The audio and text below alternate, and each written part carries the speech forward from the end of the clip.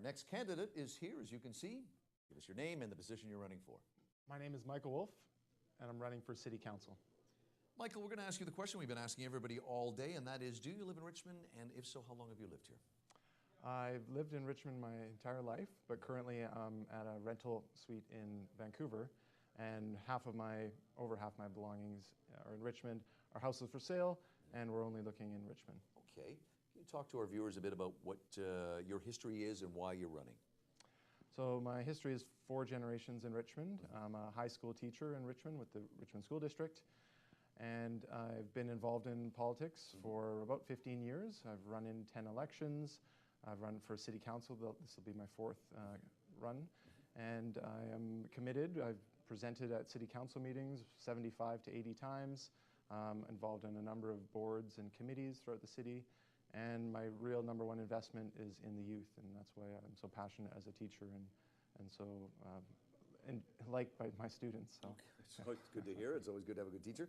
One of the things, taking that in regards to youth, one of the things that I'm hearing today is this discussion about the youth are leaving this city because it's just not affordable. Are you seeing that? You're on the front lines. You're at City Council meetings. Can you talk a bit about your feelings on that? Certainly. So I'm 36, and there's very few of my high school graduates who are still in Richmond, that's for certain. Actually, I can count them all in one hand that I know of.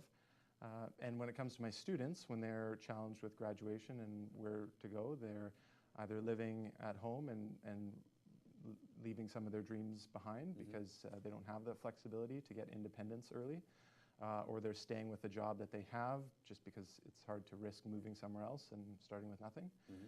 And then more of the people my age that I frequent with, they struggle to either not have kids or hold off, or just again sacrifice many of the hopes and dreams that they had for themselves in their 20s or 30s. Which leads us right to our next question about having been here a while. What is Richmond most in need of? Investment in the youth, having youth and the future involved in our planning. A lot of it is, what I see is short-term gain and special interest, and so as a result of that, we compromise on putting value on the future generations, the leaders of tomorrow, the people who we need to invest in now so that they want to stay and continue to make this a wonderful place to live and work. Last question with the few remaining seconds we have left. Life is busy, families, work, everything like that. Are you in a position where you can get to evening meetings? I mean, it's not a 9-to-5 position, as you know.